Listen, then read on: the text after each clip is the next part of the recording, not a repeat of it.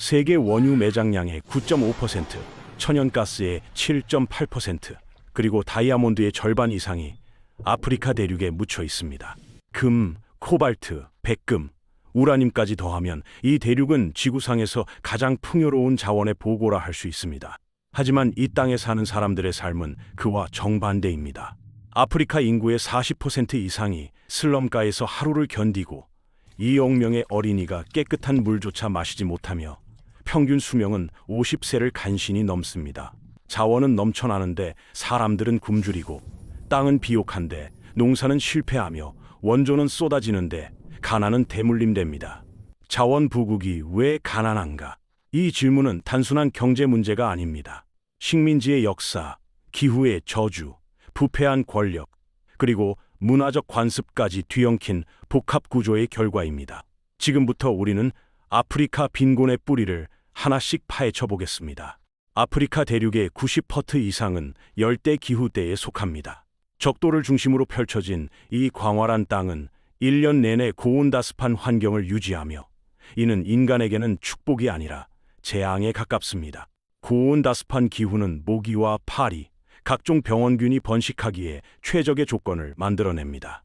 말라리아, 에이즈, 결핵, 댕기열, 황열병이 이 땅을 지배합니다. 2020년 기준 전 세계 말라리아 감염자 2억 4천만 명 중 95%가 아프리카에서 발생했으며, 사망자 역시 95%를 차지했습니다. 말라리아만이 아닙니다. HIV 감염률은 세계 평균의 10배에 달하고 결핵 사망률은 아시아의 3배를 넘습니다. 만성 질병은 단순히 사람을 죽이는 데 그치지 않습니다. 노동 가능 인구의 30%가 질병으로 인해 생산성을 잃고, 가정은 치료비로 파산하며, 국가는 공공의료비 지출로 재정이 바닥납니다. 한 가정의 가장이 말라리아에 걸리면 가족 전체가 빈곤의 나락으로 떨어집니다. 어린이들은 더 큰 피해자입니다. 5세 이하 아동 사망률이 여전히 10%를 넘는 나라가 즐비하고, 살아남은 아이들도 영양실조와 질병 후유증으로 정상적인 발달하지 못합니다. 학교에 가야 할 나이의 아이들이 병상에 누워있고 배워야 할 시기를 놓치며, 결국 문맹률이 높아지고 인적 자본은 형성되지 않습니다. 질병은 경제 발전의 가장 강력한 브레이크입니다. 아무리 자원이 많아도, 아무리 원조가 들어와도 사람들이 건강하게 일할 수 없다면 경제는 돌아가지 않습니다. 열대 기후라는 자연 환경은 아프리카에게 극복하기 어려운 첫 번째 장벽이었습니다. 그리고 이 장벽은 단순히 의료시설을 짓고 약을 나눠준다고 해결되는 문제가 아닙니다. 모기를 박멸하려면 습지를 메워야 하고, 습지를 메우려면 농업용수를 확보해야 하며, 농업용수를 확보하려면 인프라가 필요합니다. 하지만 그 인프라를 건설할 자본도, 기술도, 그리고 건강한 노동력도 부족합니다. 이것이 아프리카가 갇힌 첫 번째 악순환입니다. 아프리카 대륙의 토양은 지구상에서 가장 오래된 땅 중 하나입니다. 중생대, 그러니까 2억 년도 더 전에 형성된 고토양은 수억 년 동안 비바람에 씻기고 햇볕에 말라가며 영양분이 거의 사라졌습니다. 겉보기에는 붉고 광활한 대지지만 실제로는 식물이 자라기 어려운 척박한 땅입니다. 비옥한 토양이 만들어지려면 화산 폭발이나 빙하의 이동, 강물의 범람 같은 지질학적 사건이 필요합니다. 유럽의 평야는 빙하가 녹으며 남긴 비옥한 퇴적토로 덮여 있고, 아시아의 대하 유역은 강물이 실어 나른 양분이 쌓여 있습니다.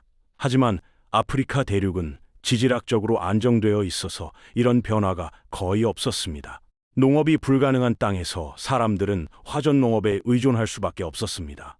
숲을 태워 단기적으로 재를 뿌려 비옥도를 높이지만 몇 년 지나면 땅은 다시 척박해지고, 사람들은 새로운 숲을 찾아 불을 지릅니다. 이 과정이 반복되면서 산림이 사라지고 사막화가 진행되며 가뭄이 찾아옵니다. 사하라 사막 남쪽의 사헬 지대는 이 악순환의 대표적 사례입니다. 20세기 초만 해도 초원이었던 이곳은 지금 거의 사막으로 변했고, 수백만 명이 식량 부족으로 고통받고 있습니다. 농업 생산력이 무너지면 식량을 수입해야 하고, 수입하려면 외화가 필요하며, 외화를 벌려면 수출 산업이 있어야 하는데 그 기반 자체가 없습니다. 농업은 모든 산업의 토대입니다. 농업이 안정되어야 잉여 생산물이 생기고, 잉여가 있어야 도시가 형성되며, 도시가 있어야 제조업과 서비스업이 발달합니다. 하지만 아프리카는 이 첫 단추를 끼우지 못했습니다. 땅이 사람을 먹여 살리지 못하는 상황에서 국가 발전을 논하는 것은 공허한 일이었습니다. 더 비극적인 것은 이 문제가 인간의 노력으로 단기간에 해결되기 어렵다는 점입니다. 비료를 뿌려도 토양 자체가 영양분을 붙잡아두지 못하고, 관계시설을 만들어도 물이 빠르게 증발하며, 품종을 개량해도 기후 변화에 취약합니다. 지질학이라는 거대한 시간의 무게가 아프리카를 짓누르고 있습니다. 19세기 후반 유럽 열강들은 아프리카를 놓고 치열한 쟁탈전을 벌였습니다. 1884년 베를린 회의에서 그들은 지도 위에 자를 대고 직선을 그어가며 아프리카를 나눴습니다. 그 선은 산맥을 따르지도 강을 기준으로 하지도 민족을 고려하지도 않았습니다. 오직 열강들의 이해관계만이 반영된 편의적 경계선이었습니다. 그 결과 한 부족은 세 나라로 쪼개졌고, 적대적인 부족들은 하나의 국경 안에 억지로 묶였습니다. 나이지리아에는 250개가 넘는 부족이 공존하게 되었고, 언어도 종교도 역사도 다른 이들을 하나의 국민으로 통합하는 것은 불가능에 가까웠습니다. 독립 후 곧바로 내전이 터졌고, 비아프라 전쟁에서만 200만 명이 목숨을 잃었습니다. 수단의 경우는 더욱 극단적입니다. 영국은 식민 통치 기간 동안 의도적으로 북부의 아랍계 무슬림과 남부의 아프리카계 기독교도를 분리시켰고, 독립 후 이 둘은 20년 넘게 내전을 벌였습니다. 200만 명이 죽고 400만 명이 난민이 되었으며, 결국 2011년 남수단이 분리 독립했지만 두 나라 모두 여전히 분쟁과 빈곤에 시달리고 있습니다. 르완다 대학살은 식민 통치의 가장 끔찍한 결과물입니다. 벨기에는 르완다를 통치하면서 후투족과 투치족을 인위적으로 구분하고 투치족에게 특권을 주었습니다.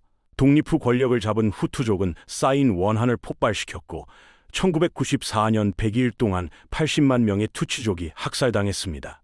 이웃이 이웃을 죽이고 친구가 친구를 배신하는 광기의 시간이었습니다. 인위적 국경선은 독립 후에도 끝없는 분쟁을 낳았습니다. 부족 간 갈등, 종교 전쟁, 자원을 둘러싼 내전이 대륙 전역에서 반복되었고, 국가는 분열되며 경제는 파괴되고 사람들은 죽어갔습니다. 평화가 없는 곳에 투자는 들어오지 않고, 투자가 없는 곳에 발전은 없습니다. 식민 지배가 끝난 지 반세기가 넘었지만 그 상처는 여전히 아물지 않았습니다. 국가 정체성이 형성되지 않은 상태에서 민주주의를 요구하는 것은 무리였고, 부족 정체성이 국가 정체성을 압도하는 상황에서 법치를 확립하는 것은 불가능했습니다. 베를린 회의의 유산은 지금도 아프리카를 피로 물들이고 있습니다. 독립은 자유를 가져왔지만 번영을 가져오지는 못했습니다. 오히려 많은 나라에서 독재자들이 등장해 식민 지배자보다 더 가혹하게 국민을 착취했습니다. 쿠데타가 일상이 되고, 권력은 총구에서 나오며 법은 독재자의 입에서 나왔습니다. 자이르, 지금의 콩고 민주공화국을 32년간 지배한 모부투 세세 세코는 국가 자원을 사유화한 대표적 인물입니다. 그는 구리 광산과 다이아몬드 광산의 수익을 개인 계좌로 빼돌렸고, 스위스 은행에 10조 원이 넘는 재산을 은닉했습니다. 그 사이 국민들은 하루 1달러 미만으로 살아갔고, 인프라는 붕괴했으며 병원에는 약이 없었습니다. 나이지리아의 사니 아바차는 5년간의 집권 기간 동안 26조 원을 횡령했습니다. 석유 수출로 벌어들인 돈은 국민에게 돌아가지 않고 독재자와 그 일가의 주머니로 들어갔습니다. 우간다의 이디 아민은 국가 예산의 절반을 자신의 사치와 군대 유지에 쏟아부었고, 정치적 반대자 30만 명을 학살했습니다. 짐바브웨의 로버트 무가베는 더욱 극단적이었습니다. 그는 백인 농장주들의 땅을 강제로 몰수해 측근들에게 나눠줬고, 농업 경험이 없는 이들이 경작을 망치면서 식량 생산이 급감했습니다. 경제가 붕괴하자 정부는 돈을 마구 찍어냈고, 인플레이션은 천문학적 수치로 치솟았습니다. 결국 짐바브웨 달러는 휴지 조각이 되었고, 국민들은 굶주렸습니다. 중앙아프리카의 보카사는 스스로를 황제로 선포하고 즉위식에만 260억 원을 지출했습니다. 국가 예산의 4분의 1이 한 번의 행사에 사라진 것입니다. 금으로 만든 왕관, 다이아몬드가 박힌 홀, 그리고 나폴레옹을 흉내낸 화려한 의식. 그 순간 국민들은 굶주림에 시달리고 있었습니다. 부패한 엘리트 집단은 국가를 좀먹었습니다. 세금은 개인 금고로 흘러들어가고 원조금은 중간에서 증발하며 자원 수익은 해외 계좌로 빠져나갔습니다. 투명성은 없고 책임은 묻지 않으며 법치는 존재하지 않았습니다.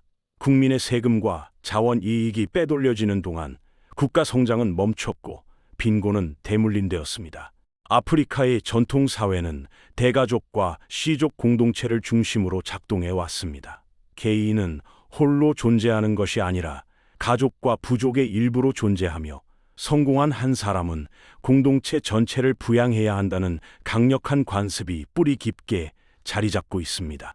이는 가난한 시절 서로를 돕는 생존 전략이었지만 현대 국가 시스템에서는 독이 되었습니다. 공무원이 되거나 정치인이 되면 그의 가족과 친척, 그리고 같은 부족 출신 사람들이 몰려듭니다. 일자리를 요구하고 사업권을 요구하며 예산 배정을 요구합니다. 거절하면 배신자로 낙인 찍히고 공동체에서 배척당합니다. 결국 능력이 아닌 혈연과 지연이 인사의 기준이 되고 공공자원은 특정 집단에게만 집중됩니다. 케냐의 경우 대통령이 바뀔 때마다 공무원의 절반 이상이 교체됩니다. 새 대통령의 부족 출신들이 들어오고 이전 부족 출신들은 쫓겨나는 시기입니다. 전문성과 경험은 무시되고 정책의 연속성은 끊기며 행정은 마비됩니다. 예산 역시 대통령의 고향 지역에 집중 투자되고 다른 지역은 소외됩니다. 기업가가 성공해도 마찬가지입니다. 친척들이 돈을 요구하고 부족 사람들이 투자를 요구하며 공동체가 기부를 압박합니다. 거절하면 사회적으로 매장되고 들어주면 사업이 망합니다. 이런 구조에서 자본 축적은 불가능하고 기업가 정신은 꺾이며 경제는 정체됩니다. 정실 인사는 부패로 이어지고 부패는 무능으로 이어지며 무능은 빈곤으로 이어집니다. 능력 있는 사람이 아니라 연줄 있는 사람이 중요한 자리를 차지하고 그들은 자신의 이익을 챙기느라 국가 발전에는 관심이 없습니다. 투명한 행정은 불가능하고 효율적인 경제 운용은 기대할 수 없습니다. 문화를 바꾸는 것은 법을 바꾸는 것보다 어렵습니다. 수천 년간 이어진 관습은 하루아침에 사라지지 않고 공동체의 압력은 법적 제재보다 강력하며 개인의 양심은 집단의 기대 앞에서 무력합니다. 연고주의라는 문화적 요인은 아프리카 발전을 가로막는 보이지 않는 족쇄였습니다. 자원이 많으면 부유해질 것이라는 기대와 달리 아프리카에서 자원은 축복이 아니라 저주였습니다. 이른바 자원 저주, 리소스 커스라 불리는 현상입니다. 석유와 광물 같은 자원이 풍부한 나라일수록 오히려 경제가 취약하고 국민은 가난한 역설이 반복됩니다. 나이지리아는 아프리카 최대 산유국이지만 국민의 70%가 빈곤선 이하에서 살고 있습니다. 석유 수출로 매년 수백억 달러를 벌어들이지만 그 돈은 국민에게 돌아가지 않습니다.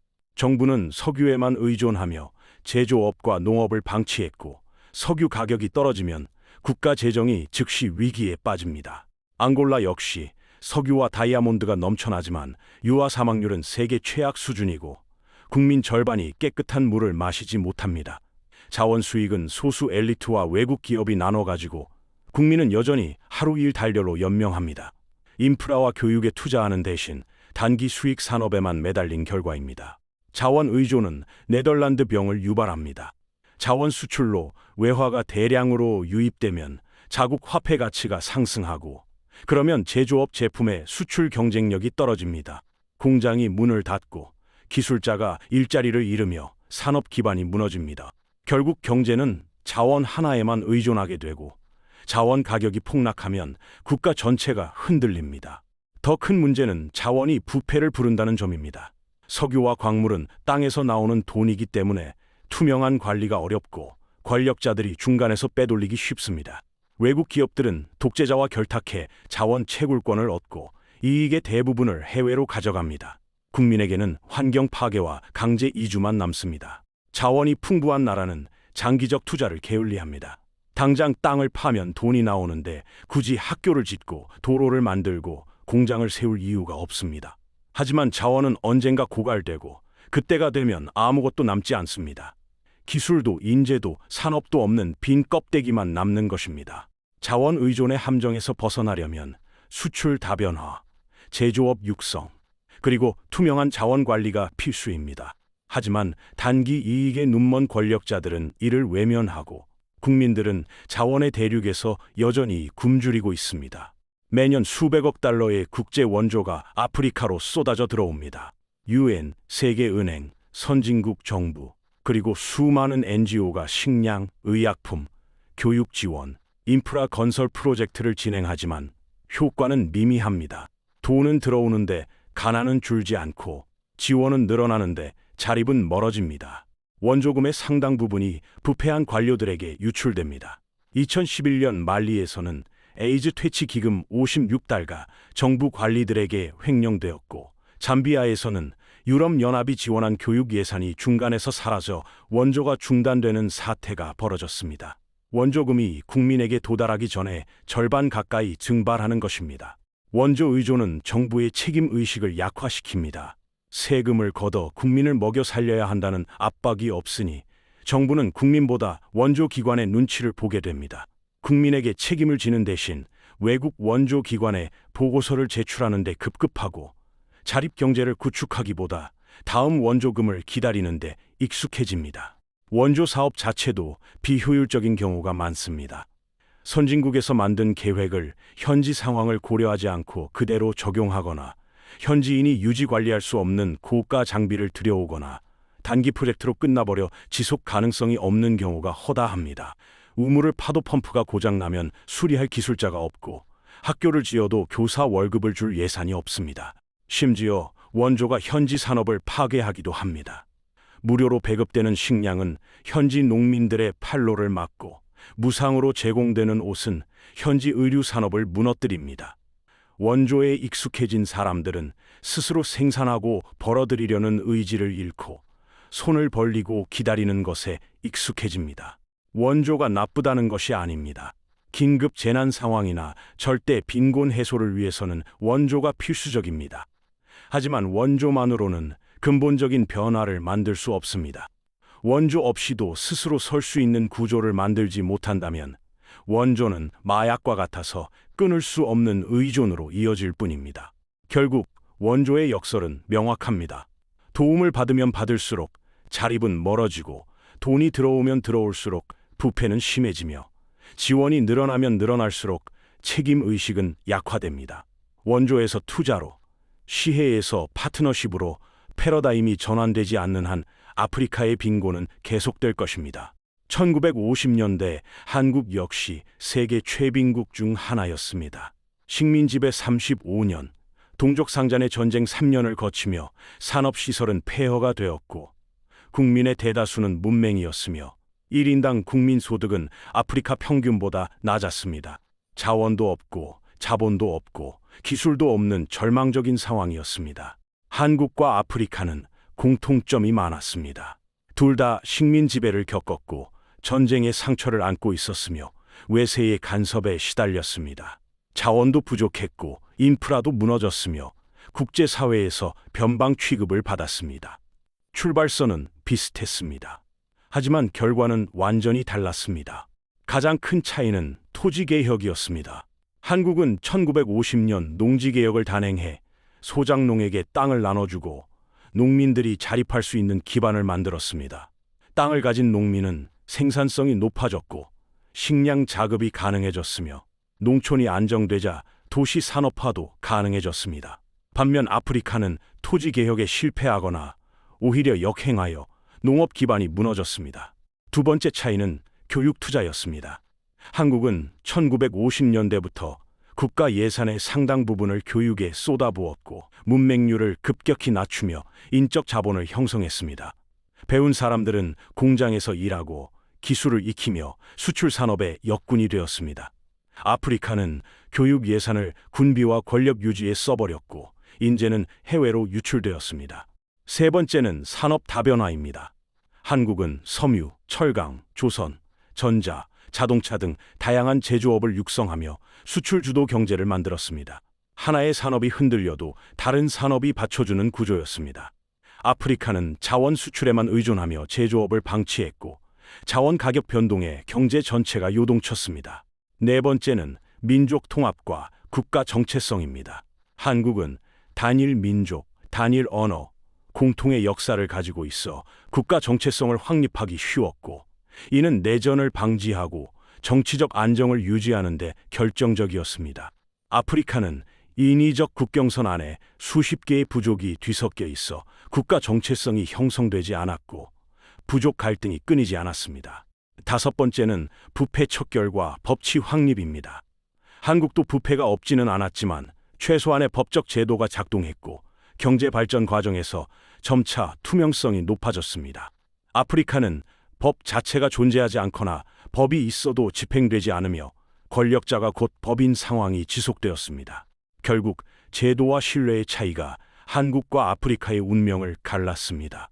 자원이 많고 적음이 아니라 그 자원을 어떻게 관리하고 분배하느냐가 중요했습니다. 원조를 많이 받느냐가 아니라 스스로 일어서려는 의지가 있느냐가 중요했습니다. 한국은 제도를 바꿨고 아프리카는 제도를 바꾸지 못했습니다. 그것이 모든 차이를 만들었습니다. 25세 미만으로 세계에서 가장 젊은 대륙이며 넓은 땅과 따뜻한 기후는 무한한 가능성을 품고 있습니다. 르완다, 에티오피아, 가나처럼 변화의 조짐을 보이는 나라들도 나타나고 있습니다. 하지만 진정한 변화는 외부 원조가 아니라 내부 개혁에서 시작되어야 합니다. 부패를 척결하고 법치를 확립하며 교육에 투자하고 인프라를 건설하는 것, 이 모든 것은 아프리카 스스로가 해내야 할 과제입니다. 과거 유럽 열강에 탐만하며 현재를 방치할 수는 없습니다. 가난은 숙명이 아니라 시스템의 결과입니다. 잘못된 시스템은 자원을 저주로 만들고 원조를 도구로 만들며 국민을 노예로 만듭니다. 올바른 시스템은 척박한 땅도 기회의 땅으로 바꾸고 적은 자원도 풍요의 씨앗으로 만들며 국민을 주인으로 세웁니다. 자원의 대륙, 아프리카가 기회의 대륙으로 변모할 수 있을지는 그 시스템을 바꿀 용기를 내느냐에 달려 있습니다. 역사는 가능성을 보여줍니다. 한국이 그랬고 싱가포르가 그랬으며 보츠와나가 그 길을 걷기 시작했습니다. 아프리카의 미래는 여전히 열려 있습니다. 오늘 우리는 아프리카의 빈곤이 단순한 불운이 아니라 역사와 제도, 그리고 선택의 결과였음을 확인했습니다. 그렇다면 이제 질문을 바꿔야 할 때입니다. 똑같이 가난했던 나라들 중 누구는 성공하고 누구는 실패했을까요? 싱가포르는 어떻게 늪지대에서 금융 허브가 되었고 보츠와나는 왜 아프리카의 예외가 될 수 있었을까요? 다음 영상에서는 가난을 탈출한 나라들의 공통 코드를 파헤쳐 보겠습니다. 자원도 없고 땅도 좁고 인구도 적었지만 기적을 만들어낸 국가들의 이야기, 그들이 선택한 단 한 가지 차이점이 무엇이었는지, 그리고 그것이 대한민국에 주는 교훈은 무엇인지 함께 살펴보겠습니다. 이 채널이 던지는 질문들이 당신의 생각을 바꾸고 있다면 구독과 좋아요로 응답해 주시기 바랍니다. 경제 이면의 진실을 파헤치는 여정 함께 계속하시겠습니까?